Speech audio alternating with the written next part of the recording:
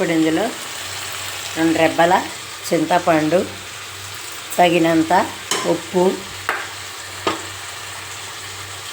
చిటికెడు పసుపు వేసుకొని బాగా ఉడికాక దీన్ని మిక్సీ పట్టుకుంటా. ముక్కలు బాగా వాడినాయి.